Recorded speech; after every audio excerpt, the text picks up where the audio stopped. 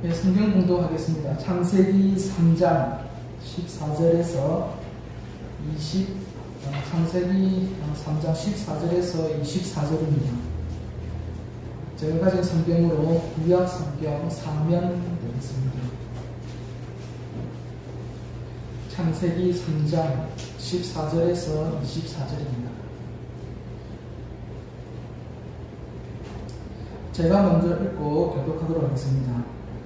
여호와 하나님이 뱀에게 이르시되 내가 이렇게 하였으니 내가 모든 가축과 들의 모든 짐승보다 더욱 저주를 받아 배로 다니고 살아있는 동안 흙을 먹을지니라. 내가 너 여호와의 원수가 되게 하고 내 목숨도 여자의 목숨과 원수가 되게 하니 여자의 목숨은 내 물을 상하게 할 것이고 너는 그의 발목들을 상하게 할 것이니라. 또 여자에게 이르시되 내가 내게 임신하는 고통을 크게 더하리니 내가 수고하고 자식을 낳을 것이며 너는 남편을 원하고 남편은 너를 다스릴 것이니라 하시고 하나님의 이르시되 내가 내 하나님의 말을 듣고 내가 내게 속지 말라는 말에 너를 먹으시며 남편으로 말미암아 너를 먹고 너는 내 평생에 수고하여야 고소성을 먹으리라. 땅이 내게 가시덩굴과 엉겅퀴를 낼 것이라. 내가 먹을 것은 밭의 채소인지라. 내가 너로 들어갈 때까지 은혜의 받은 우리가 너를 쓰시오니 내가 스스로 지향을 듣습니다. 너는 너로 하여야 아담이 그의 아내의 이름을 하와라 불렀으니 그는 모든 산자의 어머니가 됨이더라. 여호와의 하나님이 아담과 그의 아내를 위하여 가죽옷을 지어주시니라. 여호와 하나님이 이르시되 보라 이 사람이 선악을 아는 일에 우리 중 하나같이 되었으니 그가 그의 손을 들어 생명나무 열매도 따먹고 영생할까 하노라 하시고 여호와 하나님이 에덴 동산에서 그를 인도하고 그의 하나님이 그 땅을 가게 하시니라. 같이 읽겠습니다. 이같이 하나님이 그 사람을 쫓아내시고 에덴 동산 동쪽에 그룹들과 두루 도는 불칼을 두어 생명나무의 길을 지키게 하시니라. 아멘. 네, 반갑습니다. 우리 앞뒤로 한번 오랜만에 인사 한번 해보겠습니다. 예수 잘 믿읍시다.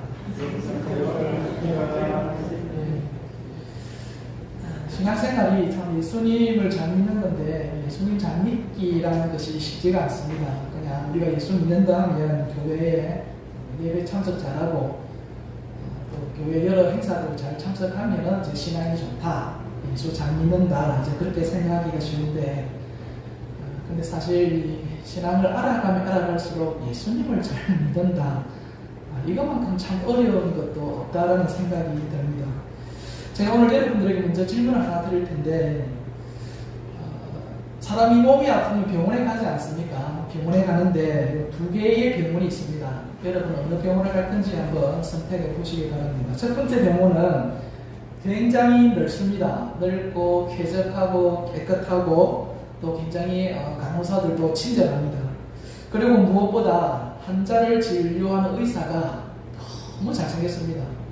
너무 잘생기고 치료비도 좀 싸게 해주고 너무 좋아요. 근데 한 가지 치료는 잘 못합니다. 그런 병원이 하나가 있고 또 하나는 굉장히 좁습니다. 좁고 좀 지저분하고 간호사도 좀 불친절하고 그리고 무엇보다 의사가 못생겼습니다. 별로 호감도 안 가는 얼굴이고 별로 그래요. 치료비도 좀 비싼 것 같고 근데 대신에 치료라든가 수술은 너무너무 잘합니다. 거기 가면은 다 낫는다 싶을 정도로 잘해요. 그럼 여러분들은 이 두 병 중에 어느 병원을 택하겠습니까? 잘생긴 의사가 있는 쪽입니까? 못생긴 의사가 있는 쪽입니까? 이거 뭐 질문도 아니다, 그죠? 아무 질문도 이런 쉬운 거 수능에 나오면 다 100점입니다. 제가 요 치료에 있으면서 상황이 있으면서 좀 코로나 때문에 사실 저도 이리저리 움직이기가 쉽지가 않습니다. 뭐 저뿐만 그런 건 아닐 텐데 그래도 이 지역에 오면 좀 호기심이 있을 거잖아요. 과연 이 지역은 어떤 특징이 있는가. 그래서 그 특징을 살필 때에 제일 쉬운 게 뭐냐면 맛집 탐방입니다. 맛집. 이 지역에 어떤 맛집이 있을까. 제가 한번 찾아봤는데 근데 이 지역뿐만 아니고 어느 지역이든 제가 맛집이라고 하면서 대충 몇 분 한번 가보니까 맛집의 특징이 있습니다. 어떤 건지 압니까? 첫째, 좁다. 둘째, 지저분하다. 셋째, 주인이 진짜 불친절합니다. 모든 거는 셀프입니다. 셀프. 자기가 물 떠오고 때로는 밥 자기가 시킨 것도 다 자기가 배달해서 받아 먹고 그렇습니다. 그런데도 그 맛집에는 사람들이 줄을 서서 기다립니다. 왜 그럴까요? 다른 거 없습니다. 맛이 있기 때문에 그래요. 맛이 있는 집이니까 그런 불편한 것들 다 감내하고라도 사람들이 가더라는 겁니다. 자 봅시다. 우리가 병원에는 왜 가겠습니까? 치료받으려고 갑니다. 그러니까 병원은 뭐만 잘하면 됩니까? 일단 치료가 잘 되면 돼요. 나머지도 잘 되면 좋지만은 치료만 잘 되면 그 다른 부분들 좀 못하는 거 얼마든지 그냥 넘어갑니다. 우리가 뭐 병원에서 평생 살 거 아니잖아요. 치료만 받으면 되죠. 맛집에는 왜 가겠습니까? 맛있는 거 먹으러 가는 겁니다. 그 우리가 뭐 24시간 자고 사는 것도 아니고 또 그 주인하고 뭐 저하고 사이좋게 지낼 것도 아니고 그때 잠시 식사 한 끼 맛있게 먹고 나올 수 있으면 뭐 좀 좁고 불친절하고 이거 다 그냥 다 우리가 포용이 됩니다. 그게 본질이기 때문에 그래요. 그럼 제가 여러분들에게 한번 던질 수 있는 질문은 뭐냐면 그렇다면 여러분들은 교회에는 왜 가십니까? 교회는 무엇을 바라보고 가십니까? 병원에는 치료받기 위해서 가는 것이고 맛집은 맛있는 거 먹으려고 가는 거고 그럼 교회는 왜 여러분은 간다라고 생각하십니까? 오늘 저하고 여러분들이 풀어야 될 문제는 이 부분입니다. 왜 나는 교회에 갈까?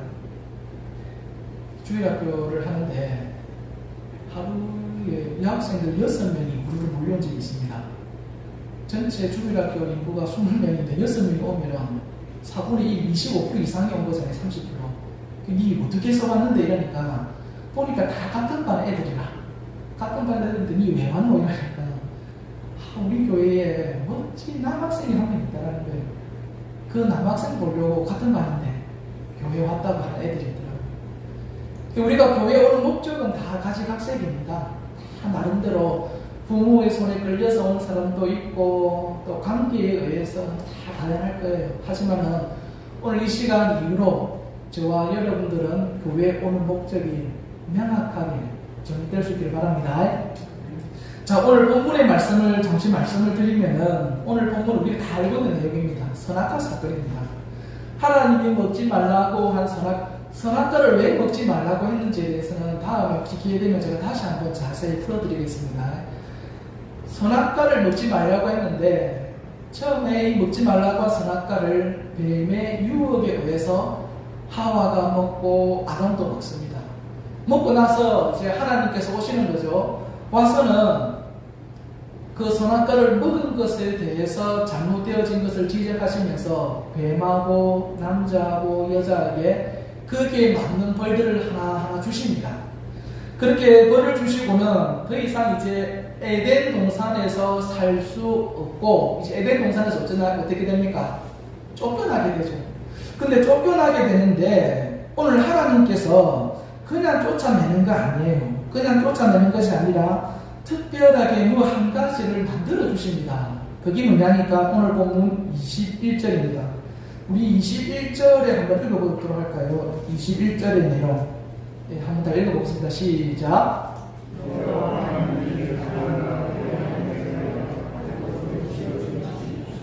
이거 보시면은 하나님이 지금 에덴 동산에서 아담과 하와를 쫓아내실 때에 그냥 쫓아내는 것이 아니라 뭐 하나 만들어 주십니까? 가죽옷을 어떻게 했다고요? 지어 입히십니다. 가죽옷을 지어서 입혀놓고 그리고 에덴 동산에서 쫓아내시더라는 거예요. 그래서 우리가 생각할 때는 뭐 서로 벗은 것도 알고 부끄러우니까 하나님이 좀 마지막 선물로서 그냥 이렇게 가죽옷을 입혀 주었을 것이다. 우리 이렇게 생각하기가 쉽습니다. 근데 실제로 하나님이 가죽옷을 지어 입혀 주셨다에는요 굉장히 깊은 의미가 담겨 있습니다. 여기 보시면 가죽옷을 지어라고 되어 있는데 여기 짓다, 지어 이 단어 지금 보이십니까? 이 짓다, 지으라는 단어는 히브리어로 아사라고 하는 단어입니다. 이 아사는 어떤 뜻이 있냐면 기본적으로 만들다, 어떤 것을 만들다의 의미도 있지만 다르게는요, 없는 것을 새롭게 만들어내는, 창조하다. 그러니까 무에서 유의 것들을 만들어내는, 그러니까 기존에 있던 것을 어떻게 응용해서 만들어내는 것이 아니라 아예 이 세상에 존재하지 않는 것을 만들어낼 때에 이 단어가 사용이 됩니다. 그리고 더 놀라운 것은 뭐냐면 지금 에덴 동산에 있는 하나님은요, 어떤 하나님이시냐면 이미 창세기 1장에서 7일, 그러니까 6일 동안에 이 세상의 모든 것들을 다 만드셨어요. 만드시고 제7째 날에는 하나님 뭐 하셨습니까? 안식하고 계시거든요. 그럼 안식한다는 말은 이제 이 세상에 만들 게 있다라는 겁니까? 없다라는 겁니까? 없는 거예요. 없는 건데 하나님은 지금 오늘 본문 21절에서 뭐를 만들었습니까? 가죽옷을 만드셨다는 거예요. 그러면 그냥 만들다라고 하면 되는데 무에서 유를 만들다의 단어를 왜 하필 이 단어를 썼을까? 그러니까 이거는 단순히 가죽옷을 만들었다의 개념이 아니라 다른 하나님의 숨은 의미가 이 속에 있기 때문이라는 겁니다. 그럼 이게 무슨 의미냐면은 가죽옷을 만들려고 하면 일단 어떻게 해야 되겠습니까? 짐승 한 마리를 잡아야 되겠죠. 그럼 잡아서 어떻게 해야 됩니까? 죽여야죠. 죽여서 가죽옷을 벗겨서 어떻게 할 수 있는 거 아니겠습니까? 그러니까 이 가죽옷에는 필연적으로 뭐가 들어가냐면 짐승의 생명, 짐승의 피가 그 가죽옷을 만들 때는 포함이 되는 겁니다.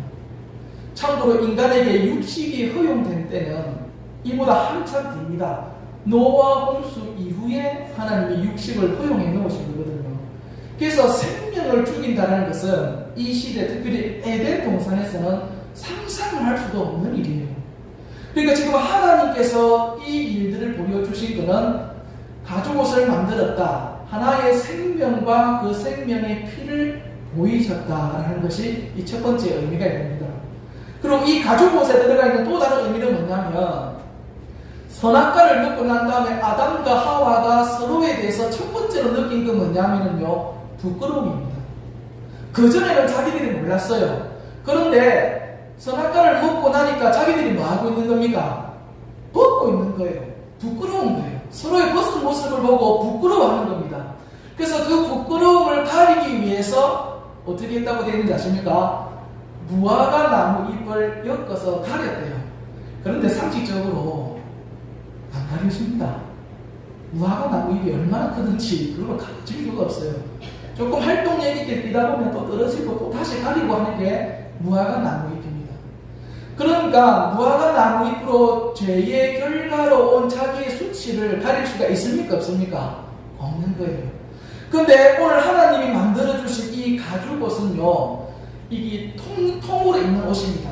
팔 자르고 다리 이렇게 옛날 조선시대 때 입는 저희들 도포 같은 옷 있지 않습니까? 위에서 아래로 쓰는 그런 통 가죽옷을 이야기하거든요. 근데 이 옷을 쓰면은 자기의 벗은 모습을 완전히 가릴 수가 있습니까? 없습니까? 가릴 수가 있는 거예요. 그러니까 지금 하나님께서 이 가죽옷을 제가 입겠다는 거는 야, 앞으로 너 몸 춥고 할 건데 따뜻하게 입고 살아라 이런 의미가 아니라 죄로 인해서 하나님과의 관계가 단절이 되었다고요. 그 단절되어진 관계를 앞으로는 어떻게 하나님과 관계를 맺을 수 있는가 하는 그 방법을 오늘 본문 21절에서는 하나님께서 보여주시는 겁니다. 그래서 죄를 지은 인간은 이제 하나님과 어떻게 교제를 할 수 있다는 겁니까? 피의 제사, 그 번제가 없이는 하나님을 만날 수가 없더라는 겁니다. 그 제사가 있어야 하나님께로 갈 수가 있고 하나님 앞에 기도할 수 있고 에덴 동산에서처럼 하나님으로부터 필요를 얻을 수 있다라는 것을 오늘 본문 21절에서 하나님이 아담과 하와에게 보여주신 거예요. 그리고 이 사건이 구약에 가면은 어떻게 나옵니까? 제사장들이 하나님 앞에 번제를 드리고 제사를 드리는 것으로 하나님과의 관계를 유지시켜 나갑니다. 그리고 신약 시대에는 그 불완전한 제사를 어떻게 완성시킨다고 했습니까? 우리 한 2주 전에 히브리서로 말씀을 드렸죠. 예수 그리스도의 십자가의 죽음, 그것이 하나님 앞에 제사가 되고 제물이 되어서 그 예수 그리스도를 믿는 자마다 이제 에덴 동산에서처럼 하나님과의 관계가 회복되어진다라는 것을 우리가 신약의 성경을 통해서 발견하게 되더라는 겁니다. 그러면 이제 오늘 본문 21절에서 이 가죽옷을 지어 입히다의 의미에 대해서는 이제 우리가 알 수 있겠습니까? 그럼 되겠습니까? 근데 우리가 구원에 대해서 이야기할 때에 보통 우리가 회개를 이야기하지 않습니까? 우리의 죄를 고백을 하고 하나님을 만날 수 있다고 할 때에 이 회개는요, 기억하시기 바랍니다. 두 가지가 있습니다. 두 가지. 첫 번째 회개는 뭐냐? 말 그대로 예수 그리스도를 내 삶의 구주로 받아들여서 과거의 내 삶의 습관, 내 삶의 주인이 내가 되어서 살아가는 삶을 버리고 예수 그리스도가 내 인생의 주인이다라는 것을 받아들이는 구원에 이르는 회개가 하나가 있고요. 두 번째 회개는 뭐냐면 하나님을 점점 닮아가는 성화에 이르는 회개가 있더라는 겁니다. 다시 정리해 볼게요. 회개는 몇 가지가 있다고요? 두 가지가 있습니다. 첫 번째 회개는 어디에 이르는 회개다? 구원에 이르는 회개다. 두 번째는 하나님을 닮아가는, 자녀가 부모를 닮아가는 거잖아요. 자녀가 하나님을 닮아가는 성화에 이르는 회개, 이 두 가지 회개가 있다라는 겁니다. 이게 어떤 의미냐면요, 지금 제가 하는 얘기 잘 들어보시기 바랍니다. 우리가 보통 이스라엘의 역사를 이야기하면은 출애굽의 역사가 있고요. 출애굽하고 난 다음에 어디로 갑니까? 광야로 갑니다. 광야에서 40년 동안 방황을 하고 나서 이제 어디로 갑니까? 가나안 땅으로 가는 이 세 가지 역사가 크게 나누어집니다. 그런데 이 세 가지 역사는 기본적으로 이스라엘의 역사이지만은 하나님께서 우리에게 보여주는 구원이라는 것에 대한 비유의 역사이기도 합니다. 이게 무슨 말이냐면요, 처음에 이스라엘 백성들이 애굽의 노예로서 굉장한 비참한 삶을 살았잖아요. 그 애굽에서 비참하게 살아가는 삶이 오늘날 우리의 구원의 비유함이 뭐냐면 예수 그리스도를 알기 전에 죄의 노예로서 살아가던 우리 삶의 모습이더라는 거예요. 예전에 제가 말씀을 드렸는지 있는지는 모르겠습니다만 어느 집사님이요, 이분이 너무 집안 살림이 안 되는 거예요. 남편 사업도 안 되고 자녀들도 원하는 대로 안 되고 너무 머리가 아픈 거예요. 그래서 어떻게 할까? 예수 믿기 전입니다. 믿기 전에 시어머니가 와서 하는 이야기가 내가 용한 점집 알아봤는데 그거 한번 가봐라 된 거예요. 그래서 이분이 아이고 21세기에 무슨 점이냐 싶어서 안 갔대요. 안 갔는데 너무 삶이 고달프니까 마저못해 그 점집에 가게 되더랍니다. 그래 그 점집에 가니까 그 점집의 사람이 뭐라고 이야기하냐면 이 부적 하나를 붙여야 된답니다. 얼마인데요? 하니까 50이랍니다. 그래서 50 주고 붙였어요. 그런데 별 효과가 없어요. 그래서 또 무당집에 가니까 뭐라고 얘기하냐면 이거는 보니까 50 갖고는 안 되는 것 같다, 부적 갖고. 그래서 굿을 한번 해야 된답니다. 그거를 얼마인데요? 그러니까 200이래요. 그래서 200 그거 하고 굿을 했어요. 그랬더니만은 또 안 풀려요. 그래서 안 풀려서 찾아가니까 이번에는 진짜 이 굿도 이게 급이 있는가 봐요. 대굿이라고 요 큰 거 한번 해야 될 것 같다고. 그거는 어떤 건데요? 얼마인데요? 그러니까 집을 팔아야 된대요. 집을. 그러니까 이분이 아니 무슨 이런 신이 있냐고, 내 삶이 힘들어서 도와달라고 하는데 내 거 지금 다 빼들어가면 난 어떻게 사냐고 안 간다고 하거든요. 교회로 오신 분이 한 분 계셨어요. 그래서 제가 그분이 하는 이야기가 뭐냐면 예수를 모를 때에는 죄의 지배 아래, 귀신의 지배 아래, 세상의 어떤 잘못되어진 가치관, 철학들, 거기에 노예로 있는 거예요. 그게 이스라엘이 출애굽하기 전에 거의 430년 아닙니까? 거기서 비참하게 살아왔던 이스라엘의 삶인 거예요. 근데 거기서 하나님의 기적으로 어떻게 됩니까? 애굽을 탈출해서 광야로 가는 거예요. 그래서 애굽에서 탈출한 게 뭐냐면 예수 믿고 죄의 노예에서 하나님의 자녀로 바뀌어진 삶을 출애굽과 우리와 비교를 하더라는 겁니다. 근데 중요한 건 뭐냐면 출애굽을 하고 난 다음에 이스라엘이 어디로 간 거예요? 광야로 갔어요. 그럼 광야의 삶은 행복했습니까? 아니에요. 광야의 삶은 불행입니다. 예수를 믿고 난 다음에 삶이 좋아졌느냐 아니라 광야로 간 거예요. 이스라엘 민족이 출애굽하고 난 다음에. 그리고 40년 이상 지나고 난 다음에 어디로 들어간 겁니까? 가나안 땅으로 들어간 거예요. 마찬가지로 예수님을 믿고 난 다음에 두 가지 삶이 펼쳐집니다. 어떤 삶이냐? 광야로서의 삶을 살아가는 인생이 있고, 그 다음에 또 어떤 인생이 있습니까? 가나안 땅에 들어가서 사는 인생이 있어요. 가나안 땅이라고 해서 모든 것이 문제없고 평탄한 삶이냐? 아닙니다. 우리가 성경 보면 가나안 땅에서도요, 이스라엘은 고생을 했습니다. 그러나 아무것도 없는 광야에서의 삶과 우리가 원하는 모든 필요함이 갖추어져 있는 가나안 땅에서의 삶 중에 선택하려고 하면 여러분 어떤 걸 선택하시렵니까? 그래도 가나안 땅 아니겠습니까? 하나님 앞에 가기 전까지는. 근데 예수님을 믿고 나서도 성도들의 신앙을 보면은요, 광야로서의 삶을 살다가 예수님께로 가는 인생이 있더라는 거예요. 가나안 땅이 아니고. 그 차이는 왜 나냐는 거죠. 똑같이 예수님을 믿는데도 불구하고 왜 어떤 사람은 광야에서의 삶을 살다가 예수님께로 하나님께로 가고 어떤 사람은 가나안 땅에서 그래도 모든 것을 필요함을 채워가면서 예수님께로 가는 그런 인생이 있느냐 하는 거예요. 그 차이는 어디에 있느냐 하면 우리 성경 한번 찾아보겠습니다. 레위기 11장 45절입니다. 레위기 11장 45절.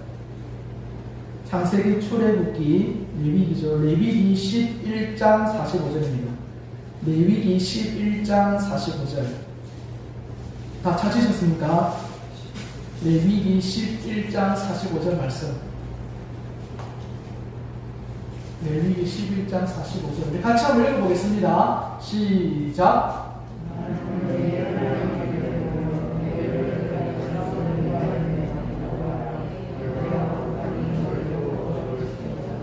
아멘. 여기 보시면 이제 장세가 레위기 11장 45절은 두 가지로 나눌 수 있습니다. 첫째로, 나는 너희의 하나님이 되려고 너희를 애굽 땅에서 뭐 했다고요? 인도하여 내었다. 구원이죠. 내가 너희를 구원해낸 바로 내가 너희 하나님이다. 너희를 출애굽에서 빠져나오게 하는 건 바로 나라는 거예요. 그런데 그 뒤에는 보면은 하나님께서 우리를 구원하신 목적에 대해서, 예수를 믿게 한 목적에 대해서 나와 있습니다. 뭐라고 되어 있습니까? 내가 거룩하니 너희도 거룩하라는 거예요. 이것이 구원의 목적입니다, 여러분. 하나님은 우리를 구원하시고 난 다음에 너 예수 믿어 구원받았네 그걸로 끝이야 이렇게 하는 것이 아니라, 예수 믿는 자녀에게 원하시는 게 뭐냐면 내가 거룩하니, 다르게 말하면 하나님처럼 닮아라는 거예요.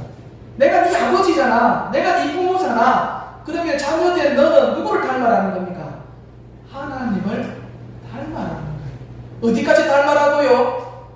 하나님 수준까지 와야 된다는 거예요. 여러분, 우리가 하나님 수준에 도달할 수 있겠습니까? 이 불가능하죠. 도달할 수 있으면 애초에 예수님이 없어도 되죠. 도달할 수 있습니다. 근데 불가능합니다.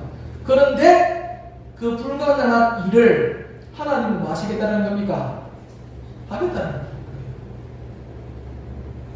이거 이해가 되십니까? 이게 이해가 되시면 아까 제가 중간에 말씀드렸던 거, 예수를 믿는데도 왜 어떤 사람은 광야의 삶을 살고 어떤 사람은 가나안의 삶을 사는가 구분되는 겁니다. 왜 그렇겠습니까? 거룩의 삶을 거부하면 광야의 삶을 가는 거예요. 근데 거룩의 삶을 내가 따라가잖아요. 완전하지 않습니다. 따라가는 겁니다. 따라가면은 그 사람은 어떻게 되겠습니까? 가나안의 삶으로 들어가는 겁니다. 그럼 거룩이라는 게 뭐냐? 하나님과 같이 거룩의 삶을 산다는 게 뭐냐? 이걸 한번 따라해 봅시다. 죄와의 싸움입니다. 따라해 볼까요? 죄와의 싸움. 감사합니다. 제하고 싸우는 게요, 거룩의 삶을 쫓아가는 거예요. 그럼 우리가 교회 오는 목적은 뭘까요? 제하고 싸우기 위해서입니다. 제하고 싸우기 위해서. 열왕기상 12장에 보면은, 제가 요것만 말씀드리고 마치도록 할게요. 열왕기상 12장에 보면은 다윗, 다음 왕이 솔로몬이잖아요. 근데 솔로몬까지는 이스라엘 나라가 통일왕국 시대입니다. 통일됐어요. 그런데 솔로몬의 아들 르호보암 시대에 이스라엘이 남과 북으로 두 개 쪼개집니다. 쪼개질 때에 어떻게 쪼개지느냐면은, 열왕기상 12장에는 그리 나와서 어떻게 되어 있냐면은, 그 당시에 이스라엘의 장로들이 여로보암이라는 사람을 앞세워서 솔로몬의 아들한테 가서 뭐라고 이야기하냐면, 당신의 아버지 솔로몬은 위대한 왕이죠. 위대한 왕인데 우리를 너무 힘들게 했습니다. 뭘로 힘들게 했느냐? 세금을 너무 많이 때렸습니다. 그리고 국가에서 무엇인가를 짓는 것, 왕궁 건설, 성전 건설, 요새 건설, 이런 거, 전초기지 건설하는 국가 산업에 우리를 너무 쉴 틈 없이 동원해가지고 우리 삶이 너무 힘듭니다. 그러니까 당신은 아버지가 한 것보다 조금 세금도 줄여주고 국가 노역도 조금 줄여주면은 우리가 당신을 섬기듯이, 당신 아버지를 섬겼듯이 당신도 섬기겠습니다. 이렇게 나와요. 그런데 이 솔로몬의 아들이요, 뭐라고 이야기하냐면, 택도 없는 소리 하지 마라. 나는 우리 아버지보다 더 위대한 왕이 될 거야. 그러니까 앞으로 세금 더 많이 내야 될 거야. 노역 너도 더 많이 해야 돼. 이렇게 이야기를 해버린 거예요. 그러니까 이스라엘이 총 12개 지파인데 그 말을 듣고요, 기겁을 하거든요. 10개 지파가 여로보암이라는 사람을 중심으로 해서 나라를 세워버린 겁니다. 그게 뭐냐면 북이스라엘입니다. 그럼 이제 남아있는 지파는 몇 개입니까? 10개 지파가 갔어요. 2개 지파가 남잖아요. 그 지파가 남유다를 이루게 됩니다. 다윗 자손들을 중심으로 이루게 되는 거예요. 그러니까 이스라엘이 남과 북으로 쪼개진 데는 누가 잘못한 겁니까? 솔로몬의 아들이 지혜롭지 못한 거잖아요. 그런데 요거는 표면적인 이유입니다. 이거 중요합니다. 이건 표면적인 이유예요. 실제로 이스라엘이 남과 북으로 쪼개진 데에는 다른 이유가 있습니다. 그게 뭐냐면, 이것도 한번 성경 찾아볼게요. 열왕기상 11장입니다. 꼭 찾아봐야 됩니다. 열왕기상 11장 33절부터 35절입니다. 열왕기상 11장 33절에서 35절. 최근은 집사님, 제가 PPT를 미리 안 드리거든요, 성경 본문은. 근데 어떻게 그리 빨리 찾으시는지.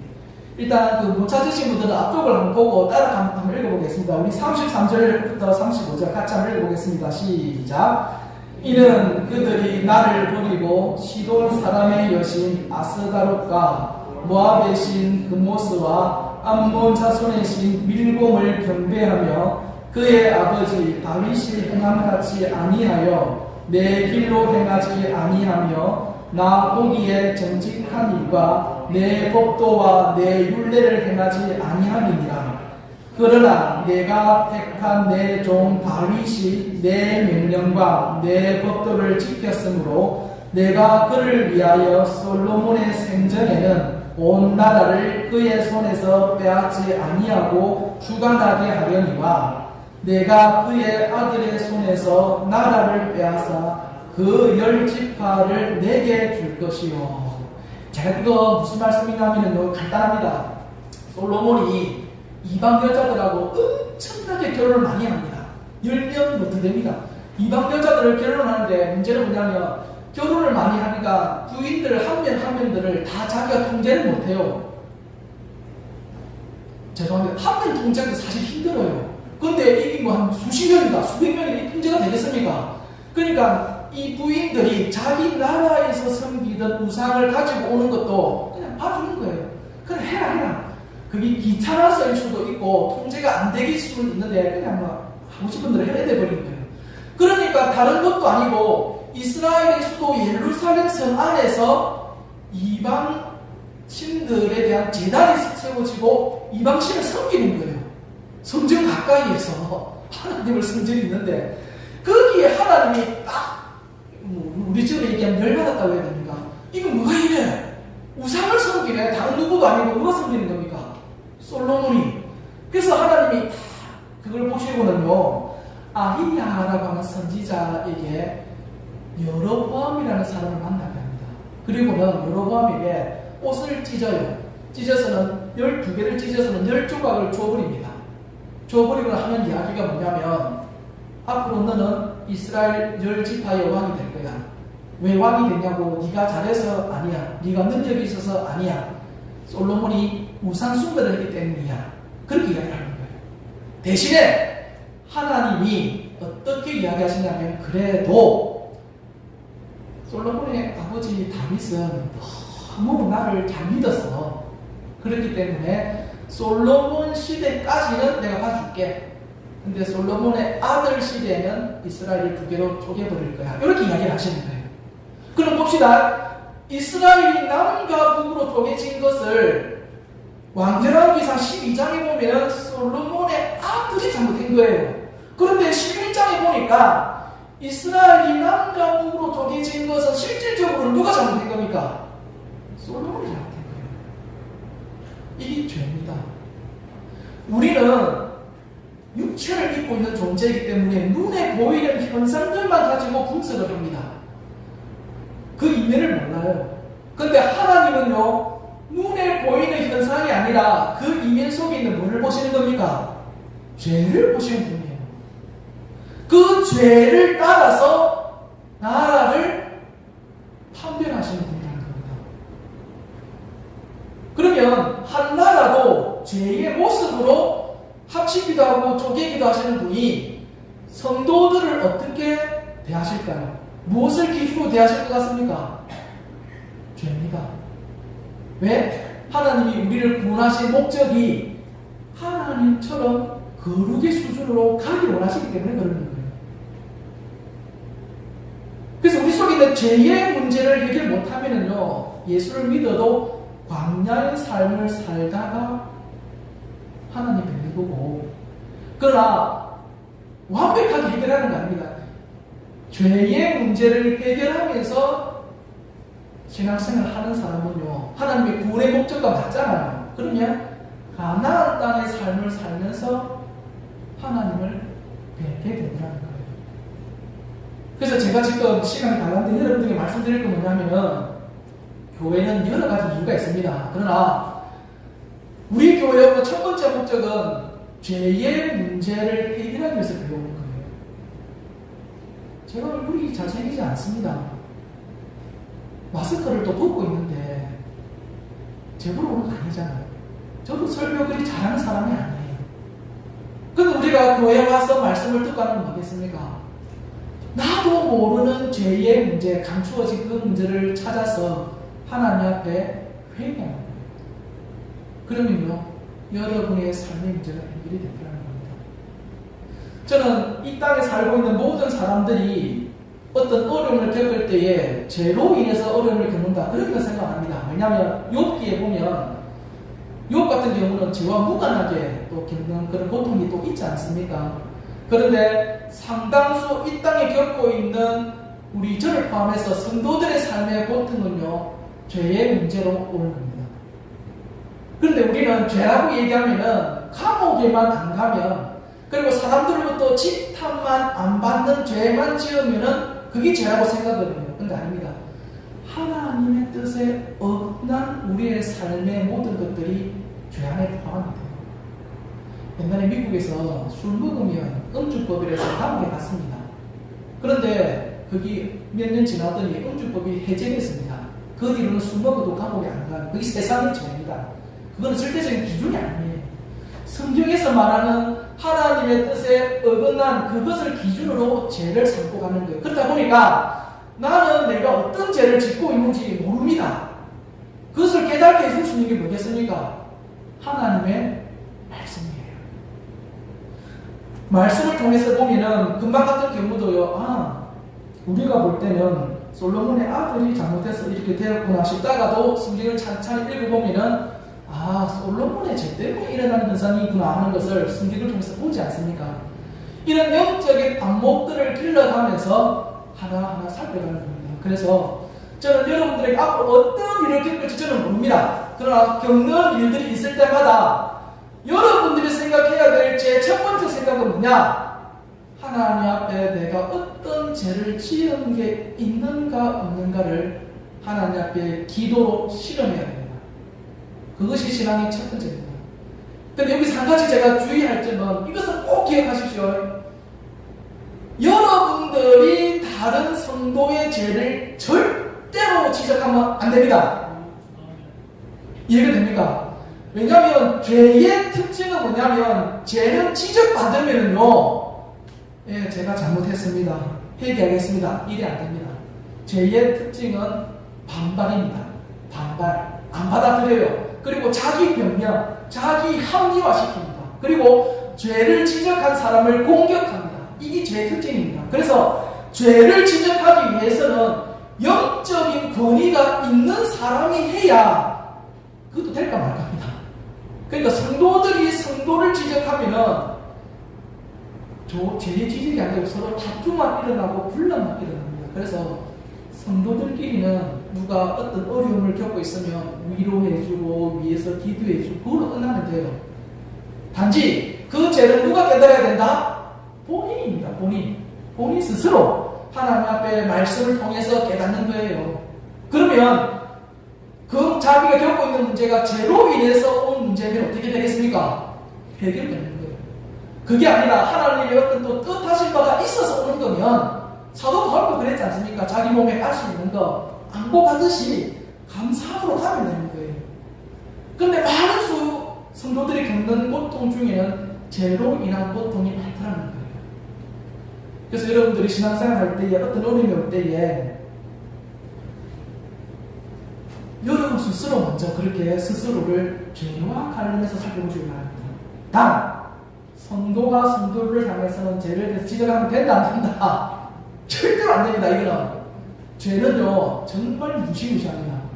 죄는 살아있는 영적인 존재라고 볼 수가 있어요. 그건 죄로 인해서 죽음이라는 게 멀실 정도로 제일 무서운 겁니다. 그래서 함부로 그것을 여러분들이 직접 다루지 말고 말씀과 예를 통해서 다뤄갈 수 있기를 바랍니다. 우리 한번 기도하도록 하겠습니다. 살아계신 하나님 아버지, 주께서 죄로 인하여 죽을 수밖에 없는 우리를 구원하여 주시고 하나님의 자녀 삼아 주시며 우리로 하여금 죄의 문제를 해결할 수 있는 십자가의 은혜를 부어주신 것 감사합니다. 하나님, 우리가 이 땅을 살아가며 여러 어렵고 힘든 삶 속에 죄로 인하여 오는 것이 있다 하시면 우리의 죄를 예배와 또 말씀을 묵상하는 중 기도 중에 깨닫게 하여 주셔서 그 죄를 해결하여 주시고 우리의 삶을 더욱더 하나님과 가까이 하는 거룩의 삶으로 인도하여 주옵소서. 살아계신 예수님 이름으로 기도합니다. 아멘. 이제는 우리 주 예수 그리스도의 은혜와 하나님 아버지의 크신 사랑과 성령의 교통하심이 오늘 이 자리에 참석한 모든 사람들 머리 위에 지금부터 영원토록 함께 있을지어다. 아멘.